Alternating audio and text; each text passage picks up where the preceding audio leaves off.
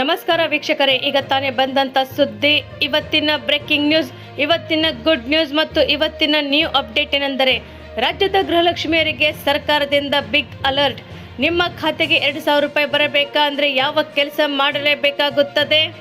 ರಾಜ್ಯದ ಪಡಿತರ ಚೀಟಿದಾರರಿಗೆ good news. ಹೌದು ವೀಕ್ಷಕರೇ, ಇನ್ಮುಂದೆ ಬೆಳಿಗ್ಗೆ 6 ರಿಂದ 10 ಗಂಟೆವರೆಗೆ ರೇಷನ್ ವಿತರಣೆ ಮತ್ತು ಗೃಹ ಜ್ಯೋತಿ ಫಲಾನುಭವಿಗಳಿಗೆ ಮುಖ್ಯ ಮಾಹಿತಿ ಏನೆಂದರೆ ನಿಮ್ಮ ಬಳಿ ಯಾವ ದಾಖಲೆಗಳಿರಬೇಕು ಕಡ್ಡಾಯವಾಗಿ. ವೀಕ್ಷಕರೇ, ಮನೆ ಪರಿಶೀಲನೆ ಆರಂಭವಾಗಿದೆ. ನಿಮ್ಮ ಹೆಸರು ನೋಂದಣಿ ಆಗಿದೆಯಾ ಅಥವಾ ಇಲ್ಲವೋ ಎಂಬುದರ ಬಗ್ಗೆ ಪರಿಶೀಲನೆ ಮಾಡಿಕೊಳ್ಳುವುದು ಮತ್ತು ರಾಜ್ಯದಲ್ಲಿ ಮತ್ತೆ ಚುರುಕುಗೊಂಡ ಮುಂಗಾರು ಮಳೆ. ಉತ್ತರ ಕನ್ನಡಕ್ಕೆ ಆರೆಂಜ್ ಅಲರ್ಟ್ ಅನ್ನು ಘೋಷಿಸಲಾಗಿದೆ ಮತ್ತು ಉಳಿದ 20 ಜಿಲ್ಲೆಗಳಿಗೆ ಯೆಲ್ಲೋ ಅಲರ್ಟ್ ಎಂದು ಘೋಷಿಸಲಾಗಿದೆ. ವೀಕ್ಷಕರೇ, ಈ ಎಲ್ಲ ಮಾಹಿತಿಗಳ ವಿವರಗಳನ್ನು ತಿಳಿಯುವ ಮುನ್ನ ತಾವು ನಮ್ಮ ಚಾನೆಲ್ಗೆ ಮೊದಲು ಬಾರಿ ಭೇಟಿ ನೀಡ್ತಾ ಇದ್ರೆ ದಯವಿಟ್ಟು ಸಬ್ಸ್ಕ್ರೈಬ್ ಮಾಡಿ, ಪಕ್ಕದಲ್ಲಿರುವಂಥ ಬೆಲ್ ಅನ್ನು ಒತ್ತಿ ಹಾಗೂ ಲೈಕ್ ಮಾಡಿ. ಈ ಎಲ್ಲ ಮಾಹಿತಿಗಳ ವಿವರವನ್ನು ತಿಳಿಯಬೇಕಾದ್ರೆ ದಯವಿಟ್ಟು ತಾವು ಸ್ಕಿಪ್ ಮಾಡದೆ ಈ ವಿಡಿಯೋವನ್ನು ಪೂರ್ತಿಯಾಗಿ ನೋಡಿ. ವೀಕ್ಷಕರೇ, ರಾಜ್ಯ ಸರ್ಕಾರ ಗೃಹಲಕ್ಷ್ಮಿ ಫಲಾನುಭವಿಗಳ ಪರಿಷ್ಕರಣೆಗೆ ಮುಂದಾಗಿದೆ. ಗೃಹಲಕ್ಷ್ಮಿ ಫಲಾನುಭವಿಗಳ ಪರಿಶೀಲನೆ ನಡೆಸಲು ರಾಜ್ಯ ಸರ್ಕಾರವು ಸಜ್ಜಾಗಿದ್ದು, ಬಯೋಮೆಟ್ರಿಕ್ ಮತ್ತು ಫೇಶಿಯಲ್ ಅಥೆಂಟಿಕೇಶನ್ ದೃಢೀಕರಣ ಮೂಲಕ ಫಲಾನುಭವಿಗಳ ಪರಿಶೀಲನೆ ನಡೆಸಲು ತೀರ್ಮಾನಿಸಿದೆ ಎಂದು ಕೂಡ ಮಾಹಿತಿ ಸಿಕ್ಕಿದೆ. ಮತ್ತು ಮೃತಪಟ್ಟವರ ಅಕೌಂಟಿಗೆ ಕೂಡ ಹಣ ಜಮಾ ಆಗುವ ಬಗ್ಗೆ ಹಿನ್ನೆಲೆ ರಾಜ್ಯ ಸರ್ಕಾರ ಗೃಹಲಕ್ಷ್ಮಿಗೆ ಸಜ್ಜಾಗಿದೆ ಎಂದು ಕೂಡ ಹೇಳಲಾಗುತ್ತಿದೆ. ಮತ್ತು ಇದನ್ನು ಮುಖ್ಯಮಂತ್ರಿ ಡಿ.ಕೆ. ಶಿವಕುಮಾರ್ ಸರ್ ಅವರ ನೇತೃತ್ವದ ಕ್ಯಾಬಿನೆಟ್ ಮೀಟಿಂಗ್ನಲ್ಲಿ ಚರ್ಚಿಸಿ ಬಗ್ಗೆ ತೀರ್ಮಾನ ತೆಗೆದುಕೊಳ್ಳಲಾಗಿದೆ ಎಂದು ಕೂಡ ಹೇಳಲಾಗುತ್ತಿದೆ. ಹಾಗಾದರೆ ಆಪರೇಷನ್ ಗೃಹಲಕ್ಷ್ಮಿ, ಹೌದು ವೀಕ್ಷಕರೇ, ಸರ್ಕಾರ ಆಪರೇಷನ್ ಗೃಹಲಕ್ಷ್ಮಿ ಹೆಸರಿನಲ್ಲಿ ನಿಜವಾದ ಫಲಾನುಭವಿಗಳನ್ನು ಗುರುತು ಮಾಡಿ ಇದರ ಮಾಡುವ ಕೆಲಸ ಕೂಡ ಮಾಡ್ತಾ ಇದೆ ಎಂದು ಕೂಡ ಹೇಳಲಾಗುತ್ತಿದೆ. ಅಲ್ಲದೆ ಪ್ರತಿಯೊಂದು ಕುಟುಂಬದ ಯಜಮಾನಿಗೆ 2,000 ರೂಪಾಯಿಗಳನ್ನು ಆರ್ಥಿಕ ನೆರವು ನೀಡುವ ಯೋಜನೆಯೇ ಗೃಹಲಕ್ಷ್ಮಿ ಯೋಜನೆಯ ಉದ್ದೇಶವಾಗಿದೆ ಎಂದು ಕೂಡ ಹೇಳಲಾಗುತ್ತಿದೆ. ಮತ್ತು ಅನರ್ಹರು ಕೂಡ ಈ ಯೋಜನೆಯಿಂದ ಲಾಭವನ್ನು ಪಡೆಯುತ್ತಿರುವ ಬಗ್ಗೆ ದೂರುಗಳು ಬಂದ ಹಿನ್ನೆಲೆಯಲ್ಲಿ ರಾಜ್ಯ ಸರ್ಕಾರವು ಪರಿಷ್ಕರಣೆ ಮಾಡುವುದಕ್ಕೆ ಮುಂದಾಗಿದೆ ಎಂದು ಕೂಡ ಹೇಳಲಾಗುತ್ತದೆ. ವೀಕ್ಷಕರೇ, ಹೌದು ವೀಕ್ಷಕರೇ, ಯಾಕೆಂದ್ರೆ 4.30 ಲಕ್ಷ ಫಲಾನುಭವಿಗಳ ಹೆಸರು ಈಗ ಡಿಲೀಟ್ ಮಾಡಲಾಗಿದೆ. ಯಾಕೆಂದ್ರೆ ಒಟ್ಟು 1.20 ಕೋಟಿ ಅಧಿಕ ಫಲಾನುಭವಿಗಳಿದ್ದು ಮೃತಪಟ್ಟವರನ್ನು ಕೈ ಬಿಡಲಾಗಿದೆ ಮತ್ತು ಸದ್ಯ 4.30 ಲಕ್ಷ ಫಲಾನುಭವಿಗಳ ಹೆಸರನ್ನು ಕೂಡ ಡಿಲೀಟ್ ಮಾಡಲಾಗಿದ್ದು ಈ ಮೂಲಕ 100 ಕೋಟಿ ಉಳಿತಾಯ ಮಾಡಲಾಗುತ್ತಿದೆ ಎಂದು ಕೂಡ ಹೇಳಲಾಗುತ್ತಿದೆ. ಹಾಗಾದ್ರೆ ಗೃಹಲಕ್ಷ್ಮಿ ಯೋಜನೆಯ ಮಾಸಿಕ 2,000 ರೂಪಾಯಿಗಳನ್ನು ಈ ಹಣವನ್ನು ಪಡೆಯಲು ಫಲಾನುಭವಿ ಮಹಿಳೆಯರು ಕೂಡ 1 ತಿಂಗಳ ಒಳಗೆ ಬಯೋಮೆಟ್ರಿಕ್ ಮಾಡಿಸುವುದು ಕಡ್ಡಾಯ ಆಗಿರುತ್ತದೆ. ಒಂದು ವೇಳೆ ನಿಗದಿತ ಅವಧಿಯೊಳಗೆ ಬಯೋಮೆಟ್ರಿಕ್ ಪ್ರಕ್ರಿಯೆ ಪೂರ್ಣಗೊಳ್ಳದಿದ್ದರೆ ಬ್ಯಾಂಕ್ ಖಾತೆಗೆ ಹಣ ಜಮಾ ಆಗುವುದನ್ನು ಸ್ಥಗಿತಗೊಳಿಸಲಾಗುವುದೆಂದು ಕೂಡ ಸರ್ಕಾರ ಆದೇಶ ಹೊರಡಿಸಿದೆ ಎಂದು ಹೇಳಲಾಗುತ್ತಿದೆ. ವೀಕ್ಷಕರೇ, ರಾಜ್ಯದ ಪಡಿತರ ಚೀಟಿದಾರರಿಗೆ ಗುಡ್ ನ್ಯೂಸ್ ಏನೆಂದರೆ ರಾಜ್ಯದ ಪಡಿತರ ಚೀಟಿದಾರರಿಗೆ ಅನುಕೂಲವಾಗುವಂತೆ ಆಹಾರ, ನಾಗರಿಕ ಸರಬರಾಜು ಮತ್ತು ಗ್ರಾಹಕರ ವ್ಯವಹಾರ ಇಲಾಖೆ ಮಹತ್ವದ ಆದೇಶವೊಂದನ್ನು ಹೊರಡಿಸಿದೆ. ಹೌದು ವೀಕ್ಷಕರೇ, ಇನ್ಮುಂದೆ ರಾಜ್ಯದ ಎಲ್ಲ ನ್ಯಾಯಬೆಲೆ ಅಂಗಡಿಗಳಲ್ಲಿ ಪ್ರತಿದಿನ ಬೆಳಿಗ್ಗೆ 6 ಗಂಟೆಯಿಂದ ರಾತ್ರಿ 10 ಗಂಟೆವರೆಗೆ ಕಡ್ಡಾಯವಾಗಿ ತೆರೆದಿರಬೇಕು ಹಾಗೂ ಈ ಅವಧಿಯಲ್ಲಿ ಪಡಿತರ ವಿತರಣೆ ನಡೆಸಬೇಕೆಂದು ಕೂಡ ಇಲಾಖೆ ಆಯುಕ್ತರಿಂದ ನಿರ್ದೇಶನ ಹೊರಡಿಸಲಾಗಿದೆ ಎಂದು ಕೂಡ ಹೇಳಲಾಗುತ್ತಿದೆ.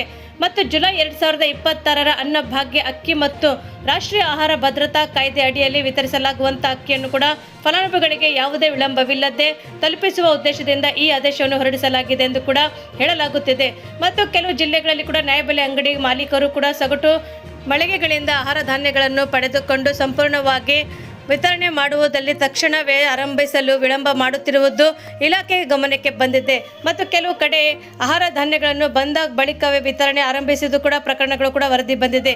ಈ ಹಿನ್ನೆಲೆಯಲ್ಲಿ ಯಾವ ಪ್ರಮಾಣದ ಆಹಾರ ಧಾನ್ಯ ಲಭ್ಯವಾಗುತ್ತದೆಯೋ ಮತ್ತು ಅದನ್ನು ಕೂಡಲೇ ಫಲಾನುಭವಿಗಳಿಗೆ ವಿತರಿಸಬೇಕು. ಎಲ್ಲ ದಾಸ್ತಾನು ಕೂಡ ಬರುವವರೆಗೆ ಕಾಯಬಾರದೆಂದು ಕೂಡ ಇಲಾಖೆ ಕಟ್ಟುನಿಟ್ಟಿನ ಸೂಚನೆ ನೀಡಿದೆ ಎಂದು ಕೂಡ ಹೇಳಲಾಗುತ್ತಿದೆ.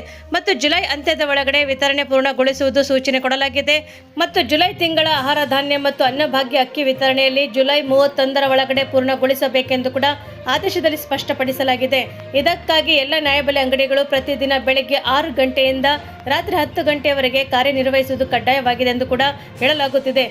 ಮತ್ತು ಜಿಲ್ಲೆಗಳ ಜಂಟಿ ಮತ್ತು ಉಪನಿರ್ದೇಶಕರು ತಮ್ಮ ವ್ಯಾಪ್ತಿಯಲ್ಲಿ ಬರುವಂತಹ ನ್ಯಾಯಬೆಲೆ ಅಂಗಡಿಗಳಲ್ಲಿ ನಿಗದಿತ ಸಮಯದಲ್ಲಿ ಕಟ್ಟುನಿಟ್ಟಾಗಿ ಪಾಲಿಸುವಂತೆ ಮತ್ತು ಪರಿಶೀಲನೆ ಮಾಡುವಂತೆ ಕೂಡ ಅವರಿಗೆ ಸೂಚಿಸಲಾಗಿದೆ.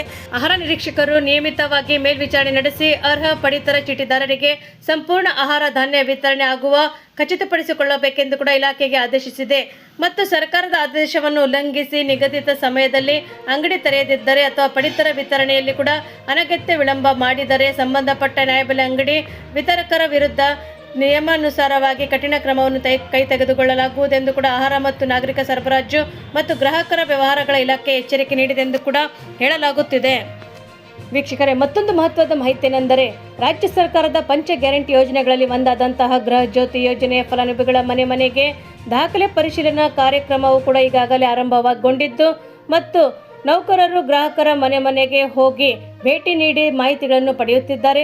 ಗೃಹ ಜ್ಯೋತಿ ಯೋಜನೆಯ ಅರ್ಹತೆ ಮರುಪರಿಶೀಲಿಸುವಂತಹ ಉದ್ದೇಶದಿಂದಾಗಿ ಇಂಧನ ಇಲಾಖೆ ಮಹತ್ವದ ಕಾರ್ಯಕ್ಕೆ ಮುಂದಾಗಿದೆ ಎಂದು ಕೂಡ ಹೇಳಲಾಗುತ್ತದೆ. ವೀಕ್ಷಕರೇ, ಮತ್ತು ಗ್ರಾಹಕರ ಮೂಲ ದಾಖಲೆಗಳನ್ನು ಸ್ಥಳದಲ್ಲಿಯೇ ಪರಿಶೀಲಿಸಿ ಬಳಿಕ ವಿಶೇಷ ಮೊಬೈಲ್ ಆ್ಯಪ್ ಹಾಗೂ ಅಧಿಕೃತ ಘೋಷಣಾ ಪತ್ರದ ಮೂಲಕ ಹೊಸದಾಗಿ ಮಾಹಿತಿ ಸಂಗ್ರಹಿಸಿ ಅರ್ಜಿ ಭರ್ತಿ ಮಾಡುವ ಪ್ರಕ್ರಿಯೆ ಕೂಡ ಸ್ಥಳದಲ್ಲಿಯೇ ಪೂರ್ಣಗೊಳಿಸುತ್ತಿದ್ದಾರೆ. ಮತ್ತು ಈ ಪ್ರಕ್ರಿಯೆಗೆ ಮೀಟರ್ ರೀಡರ್ಸ್ ಮೂಲಕ ಕೂಡ ಸ್ಥಳದಲ್ಲಿಯೇ ತಪಾಸಣೆ ಮಾಡುವುದು ಏಕೈಕ ಮಾರ್ಗವಾಗಿದ್ದು ಮತ್ತು ಸಾರ್ವಜನಿಕರು ಸಿಬ್ಬಂದಿಗಳಿಗೆ ಮಾಹಿತಿ ನೀಡುತ್ತಿದ್ದಾರೆ.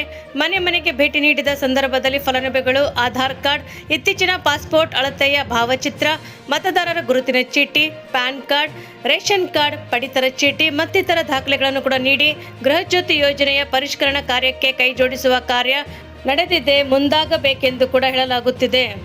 ವೀಕ್ಷಕರೇ, ರಾಜ್ಯದಲ್ಲಿ ಮತದಾರರ ಪಟ್ಟಿ ಸಮಗ್ರ ಪರಿಷ್ಕರಣೆ ಪ್ರಕ್ರಿಯೆ ಕೂಡ ಪ್ರಸ್ತುತ ಭರದಿಂದ ಸಾಗುತ್ತಿದೆ ಮತ್ತು ಬಿಎಲ್ಒಗಳು ಕೂಡ ಮನೆ ಮನೆಗೆ ತೆರಳಿ ಈ ಕೆಲಸವನ್ನು ಕೂಡ ವೇಗವಾಗಿ ಪೂರ್ಣಗೊಳಿಸಲು ಶ್ರಮಿಸುತ್ತಿದ್ದಾರೆ.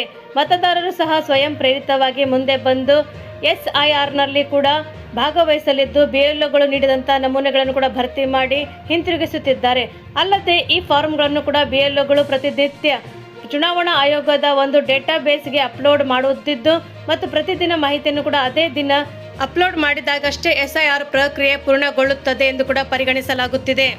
ಯಾಕೆಂದರೆ ಈ ಪ್ರಕ್ರಿಯೆಯಲ್ಲಿ ಯಾರು ಭಾಗವಹಿಸುವುದಿಲ್ಲವೋ ಅಂಥವರಿಗೆ ಮತದಾನ ಹಕ್ಕನ್ನು ಕೂಡ ಕಳೆದುಕೊಳ್ಳಬೇಕಾಗುತ್ತದೆ ಎಂದು ಕೂಡ ಹೇಳಲಾಗುತ್ತದೆ. ವೀಕ್ಷಕರೇ, ಅದಕ್ಕಾಗಿ ಪ್ರತಿಯೊಬ್ಬರು ಕಡ್ಡಾಯವಾಗಿ ಇದರಲ್ಲಿ ಪಾಲ್ಗೊಳ್ಳಬೇಕಾಗಿದೆ ಮತ್ತು ತಮ್ಮ ಹೆಸರು SIRನಲ್ಲಿ ನೋಂದಣಿಯಾಗಿದೆ ಅಥವಾ ಇಲ್ಲೋ ಎಂದು ಕೂಡ ಗೊಂದಲ ಅಥವಾ ಭಯ ಹಲವರಲ್ಲಿ ಇದೆ ಎಂದು ಕೂಡ ಹೇಳಲಾಗುತ್ತಿದೆ. ಮತ್ತು ಕೇವಲ ಒಂದು SMS ಮೂಲಕ ಸುಲಭವಾಗಿ ತಾವು ತಿಳಿದುಕೊಳ್ಳುವಂಥ ಚುನಾವಣಾ ಆಯೋಗ ಕೂಡ ಸೌಲಭ್ಯವನ್ನು ಕೂಡ ಕಲ್ಪಿಸಿದೆ ಎಂದು ಕೂಡ ಹೇಳಲಾಗುತ್ತದೆ. ವೀಕ್ಷಕರೇ, ಮತ್ತು SIRನಲ್ಲಿ ನಿಮ್ಮ ಹೆಸರು ನೋಂದಣಿ ಆಗಿದೆ ಎಂಬುದನ್ನು ಕೂಡ ತಿಳಿದುಕೊಳ್ಳಲು ಚುನಾವಣಾ ಆಯೋಗವು SMS ಸೇವೆಯನ್ನು ಕೂಡ ರೂಪಿಸಿದೆ. ಮತ್ತು SIR ಪ್ರಕ್ರಿಯೆ ಪೂರ್ಣಗೊಂಡ ನಂತರ ಚುನಾವಣಾ ಆಯೋಗ ಕೂಡ ಪ್ರಾಥಮಿಕ ಅಂತಿಮ ಮತದಾರರ ಪಟ್ಟಿಯನ್ನು ಕೂಡ ಬಿಡುಗಡೆ ಮಾಡಲಿದೆ.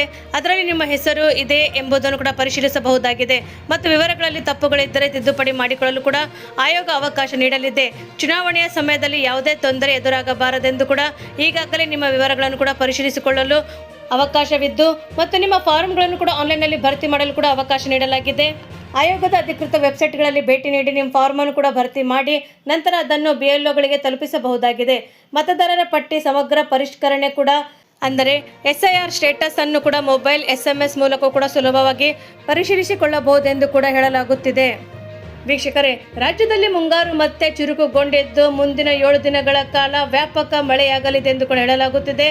ಬಲವಾದ ಗಾಳಿ ಮತ್ತು ಮಾರುತಗಳ ಪ್ರಭಾವದಿಂದ ಕರಾವಳಿ, ಉತ್ತರ ಕರ್ನಾಟಕ ಹಾಗೂ ಮಲೆನಾಡಿನ ಕೆಲವು ಜಿಲ್ಲೆಗಳಲ್ಲಿ ಕೂಡ ಭಾರಿ ಮಳೆಯಾಗುವಂಥ ಸಾಧ್ಯತೆ ಇದ್ದು ಹವಾಮಾನ ಇಲಾಖೆಯು ಮುನ್ನೆಚ್ಚರಿಕೆ ನೀಡಿದೆ ಎಂದು ಕೂಡ ಹೇಳಲಾಗುತ್ತಿದೆ. ವೀಕ್ಷಕರೇ, ರಾಜ್ಯದಲ್ಲಿ ಮುಂಗಾರು ಮಳೆ ಮತ್ತೆ ಚುರುಕುಗೊಂಡಿದ್ದು ಮುಂದಿನ 7 ದಿನಗಳ ಕಾಲ ಕರ್ನಾಟಕದಾದ್ಯಂತ ವ್ಯಾಪಕ ಮಳೆಯಾಗುವಂಥ ಸಾಧ್ಯತೆ ಇದೆ ಎಂದು ಕೂಡ ಬೆಂಗಳೂರು ಹವಾಮಾನ ಇಲಾಖೆ ತಿಳಿಸಿದೆ.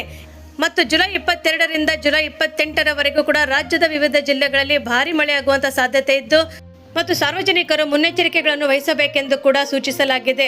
ಮತ್ತು ಕರಾವಳಿ ಜಿಲ್ಲೆಗಳಲ್ಲಿ ಕೂಡ ಮಳೆ ಆರ್ಭಟ ಜೋರಾಗಿರುತ್ತದೆ ಎಂದು ಕೂಡ ಹೇಳಲಾಗಿದೆ.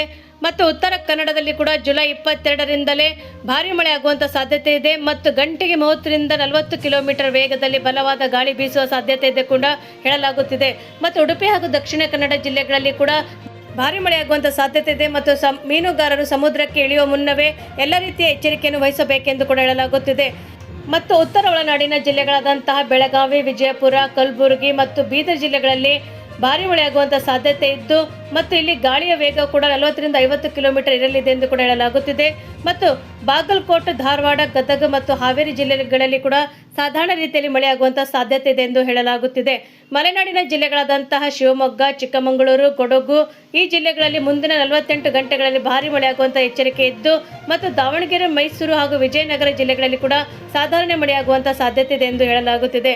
ಬೆಂಗಳೂರು ನಗರ ಮತ್ತು ಸುತ್ತಮುತ್ತಲಿನ ಪ್ರದೇಶಗಳಲ್ಲಿ ಕೂಡ ಮುಂದಿನ 48 ಗಂಟೆಗಳ ಕಾಲ ಸಾಮಾನ್ಯವಾಗಿ ಮೋಡ ಕವಿದ ವಾತಾವರಣ ಇರಲಿದೆ ಮತ್ತು ಕೆಲವು ಪ್ರದೇಶಗಳಲ್ಲಿ ಹಗುರವಾದ ಮಳೆ ಮಳೆಯಾಗುವಂಥ ಸಾಧಾರಣ ಇದೆ ಎಂದು ಕೂಡ ಹೇಳಲಾಗುತ್ತಿದೆ. ಈ ನಗರದಲ್ಲಿ ಕೂಡ ಗಂಟೆಗೆ 30ರಿಂದ 40 ಕಿಲೋಮೀಟರ್ ವೇಗದಲ್ಲಿ ಗಾಳಿ ಬೀಸುವ ಸಾಧ್ಯತೆ ಇದ್ದು ಗರಿಷ್ಠ ತಾಪಮಾನ 30ರಿಂದ ಕನಿಷ್ಠ ತಾಪಮಾನ 21 ಡಿಗ್ರಿ ಸೆಲ್ಸಿಯಸ್ ಇರಲಿದೆ ಎಂದು ಹೇಳಲಾಗುತ್ತಿದೆ. ಮತ್ತು ಜುಲೈ 26, 27 ಮತ್ತು 28ರಂದು ಕರಾವಳಿ ಕರ್ನಾಟಕದ ಬಹುತೇಕ ಕಡೆಗಳಲ್ಲಿ ಮಳೆ ಅಬ್ಬರವು ಮುಂದುವರಿಯಲಿದೆ.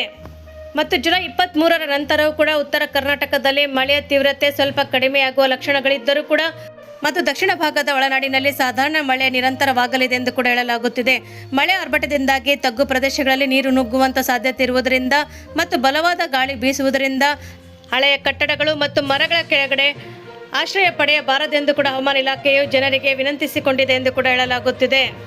ವೀಕ್ಷಕರೇ, ನಮ್ಮ ಈ ವಿಡಿಯೋವು ತಾವು ಮೊದಲು ಬಾರಿ ನೋಡುತ್ತಿದ್ದರೆ ದಯವಿಟ್ಟು ಸಬ್ಸ್ಕ್ರೈಬ್ ಮಾಡಿ, ಪಕ್ಕದಲ್ಲಿರುವಂಥ ಬೆಲ್ಲನ್ನು ಒತ್ತಿ ಹಾಗೂ ಲೈಕ್ ಮಾಡಿ. ನಿಮ್ಮ ಸಲಹೆ ಮತ್ತು ಸೂಚನೆಗಳನ್ನು ನಮಗೆ ಕಮೆಂಟ್ ಬಾಕ್ಸಲ್ಲಿ ತಿಳಿಸಿ ಮತ್ತು ತಪ್ಪದೇ 3 ಕೂಡ ಮೆನ್ಷನ್ ಮಾಡಿ. ಯಾಕೆಂದರೆ ಮುಂದಿನ ಮಾಹಿತಿಗಳು ನಮಗೆ ಅಪ್ಡೇಟ್ ಮಾಡಲು ಅನುಕೂಲವಾಗುತ್ತದೆ. ಮತ್ತು ನಮ್ಮ ಈ ವಿಡಿಯೋವನ್ನು ತಾವು ಪೂರ್ತಿಯಾಗಿ ನೋಡಿದ್ದಕ್ಕೆ ತಮಗೆ ಧನ್ಯವಾದಗಳು.